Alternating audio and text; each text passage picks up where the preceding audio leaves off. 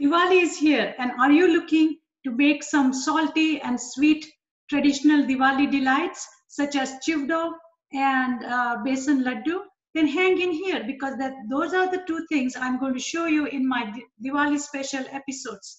Today I'm going to show you the traditional Navratan chivdo, which is a mixture of all different spices bursting, giving us the salty, spicy, slightly sweet, and tangy flavor.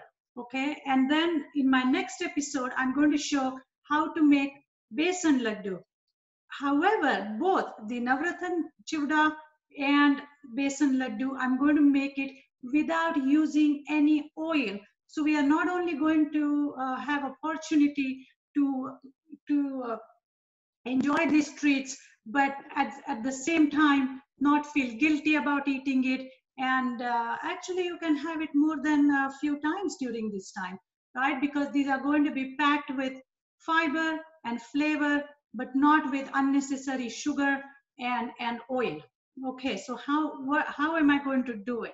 We are going to start with the Navratan Chivdo first. Like I said, my next episode, I'm going to show you how to make besan laddu without any ghee or oil and refined sugar. So let's start with the chivdo. So for those of you who know what chivdo is, it's basically made out of rice flakes or puffed rice. These days, people have been making it with millet flakes or corn flakes even. But I'm going to stick to the slightly healthier version of these flakes. For example, I'm going to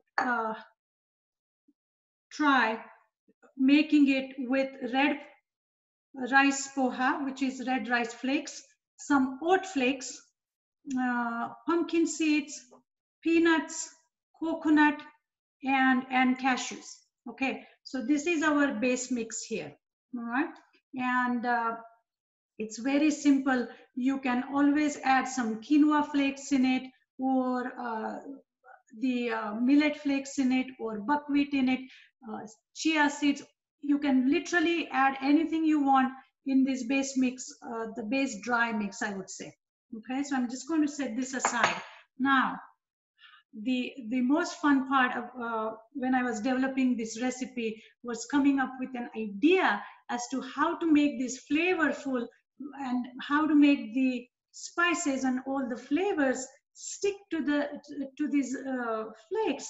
And and then something clicked in my brain, and I said the answer is going to be my handy dandy tahini sauce. So tahini is basically a sesame seed paste, high in protein, calcium, all the good stuff, and easy to find. And we are going to use this tahini sauce as a base to make our sauce, okay, or our spice blend, you can say. And if you are allergic to sesame seed, then you can also use sunflower seed butter or peanut butter to pretty much make this recipe. But today I'm going to use the tahini sauce. I have some water boiling, which I need, so I'm going to turn the gas off. All right. Okay, so now pay attention to the technique, because we are going to give you the recipe to download in our recipe link here. Okay, so just kind of pay attention to the ingredients and how I blend all this together and what I do next. So the ingredients are this sesame paste or tahini, honey. I have some local honey, which is going to add a little bit of sweetness, coriander powder, just crushed coriander seed powder. I have a little bit of amchur. Amchur is a dry mango powder. If you don't have amchur, you can use apple cider vinegar. Okay, I also tried making it with apple cider vinegar just to add that sourness. Okay, or some people use citric acid. I'm just trying to keep it as natural as I can. That's why I'm not using citric acid. Okay, so after amchur powder, we have cayenne to add the spiciness. As you can see how the flavors are building. Then we have fennel powder. which is also going to add a little bit of that umami or bit of sweetness to the mix. Then we have turmeric for color, for flavor, anti-inflammatory, all the good things about turmeric. And then I have some rock salt or black salt. Now it's quite intense. It gives that little bit of a stronger traditional flavor that Indian snacks tend to have. If you don't have black salt or black sea salt, then just use regular salt, or you can even skip salt if you are on a very low or no salt diet for some reason, because this mix has enough flavor. As you can see, it's bursting, right? The creaminess of tahini and the sweetness of honey, the earthiness of coriander powder, sourness from the amchur or any citrus, spiciness from the cayenne, saltiness from the black salt, and then the turmeric. Okay, so this is all going to come together very nicely. Now, what we need to do here is we are just going to mix it first, okay? And then I'm going to add just a tablespoon or so of hot water, because the goal here is that we make this paste which is going to be the consistency of oil. Because remember, we are replacing oil here. We are replacing the refined oil. We are replacing concentrated oil, because as we know, the oil affects our cardiovascular health, which means the health of our arteries, and there's no point eating unnecessary extra amount of oil when we have so much given naturally to use in our food. So what I'm going to do is first whisk this together with a whisk. Okay. So I have a whisk here and I'm going to whisk it. Now, as you can see, it becomes very thick, right? And that's when a little bit of water is going to come in handy. Okay, so I'm going to go and get some water.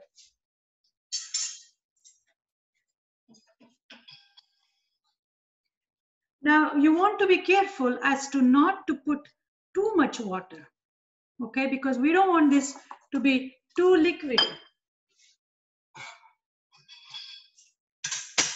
because we don't want to make our mix too wet.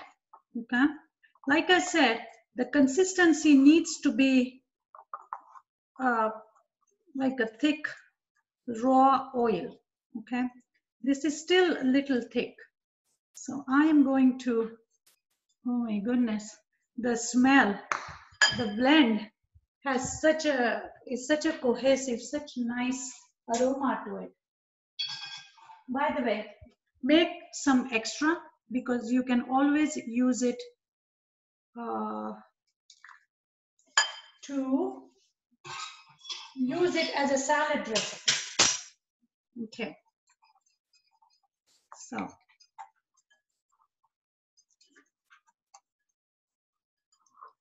as you can see, this is of a good consistency now.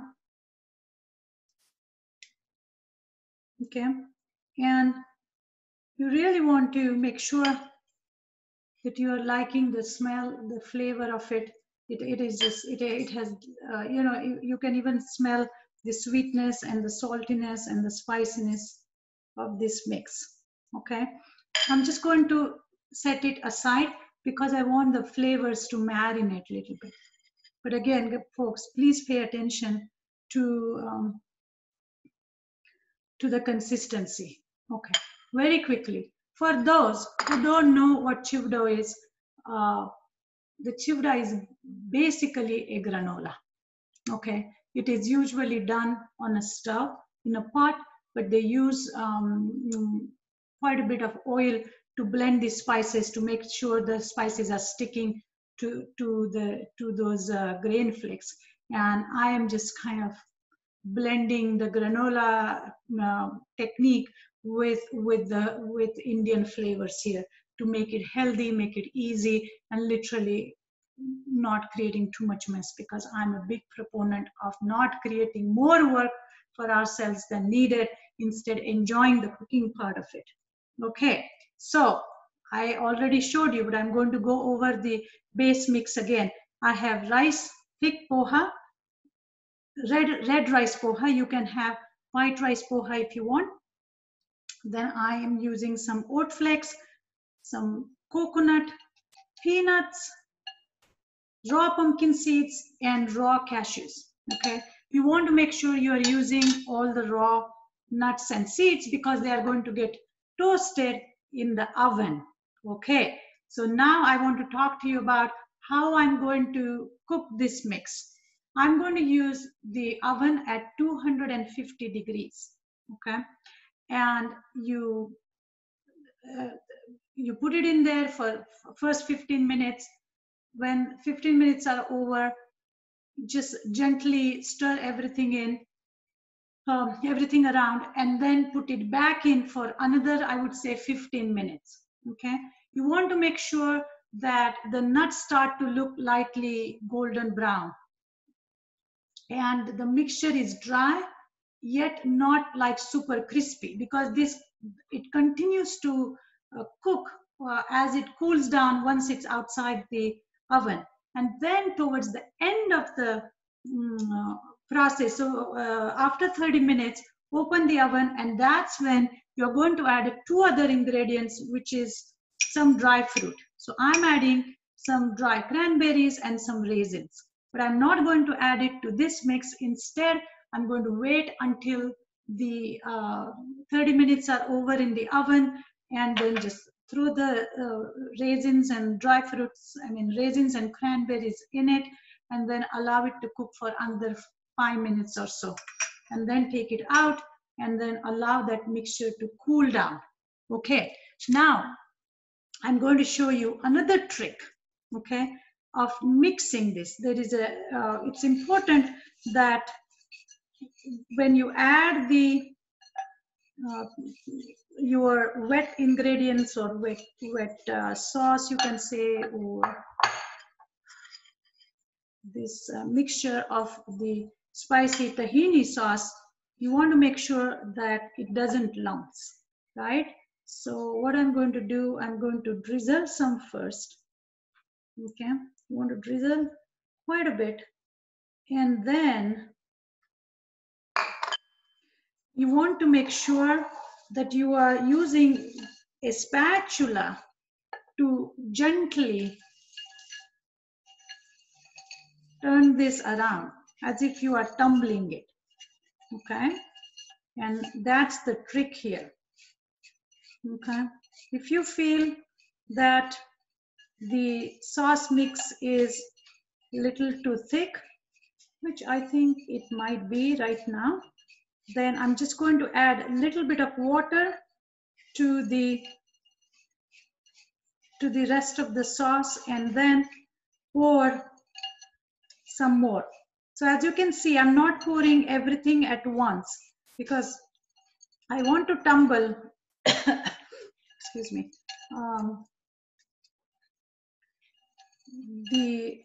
the flakes gently without breaking them, and making sure that the sauce is not clumping all the flakes here.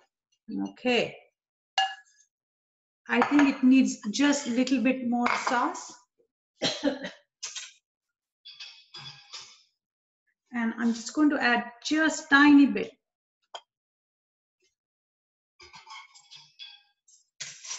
of water, and then just add few drops.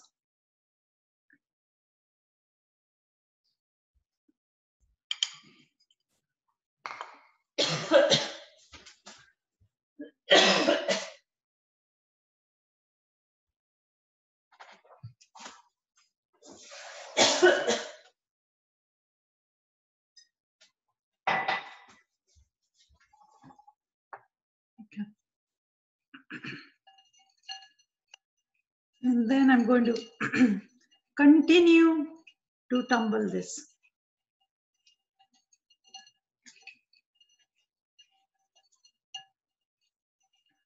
Okay, you will see that the mix is little bit wet, but it's not like soaking in the sauce.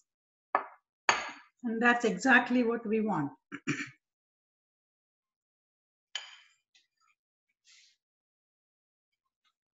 Just going to leave it here.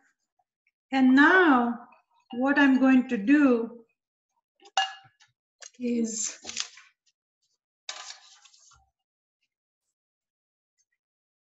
take this mixture and spread it pretty thinly on the baking sheet, which is lined with the parchment paper here. Okay.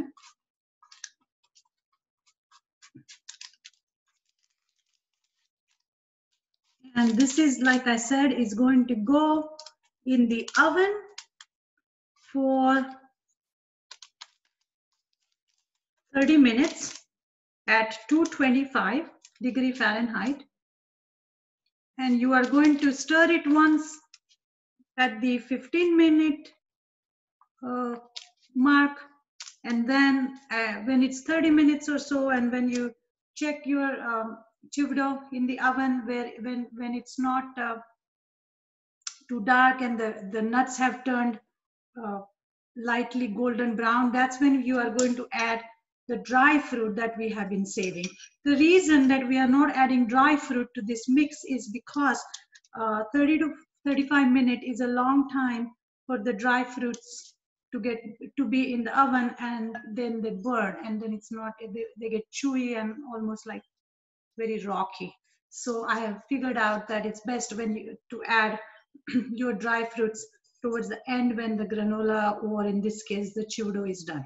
Okay, so as you can see, this is a thin layer, and I'm going to put it in the oven, and it's at 225, or sometime even 250 is okay, depending on the size of your oven and the how powerful it is. But between 225 and 250 is fine. Okay, so I'm going to put it in the oven.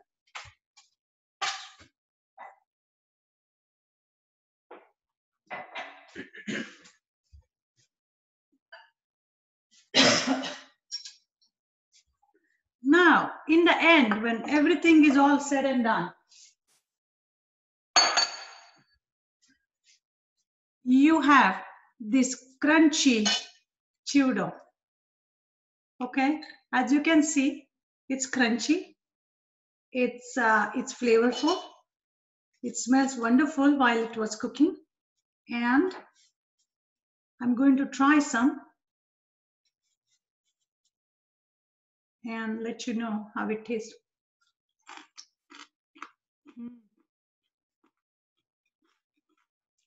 Who knew that you can make chivdo without any added oil? Like I said, look at this. If I use the traditional white rice flakes, this will look just like the traditional chivdo, which is light yellow in color. It looks nice and golden color because of all the masalas and the red rice poha that I have used. Okay, but otherwise this looks beautiful. This tastes amazingly flavorful. It's literally bursting with that cayenne and the sweetness of the honey and the creaminess of the tahini and the nuttiness. Everything has come together in this recipe. I can eat the whole bowl here. As you can see, I hope you guys can see it. And the texture is just right there. This can be a perfect snack during Diwali or after Diwali, forever. And like I said, it's absolutely beautiful, very easy to make. The only cooking you will be doing is in the oven. So that was my experiment with making the Navratna Chivdo without any oil, and I have successfully done it. So I hope you guys will get a chance to try it as well. Please try the recipe, send me the comments. I do always appreciate any and all of your feedback. Happy Diwali and New Year to you all. And I will be back again in a day or two with the recipe for the besan laddu. And again, it's going to be without any ghee or oil. So make sure to watch that as well. Just imagine the Navratan Chivdo, which is again no oil, and besan laddu together. What a nice way to celebrate Diwali. Not only enjoying the delights, but also staying on the how to be healthy wagon here. Okay, thanks again, and I will talk to you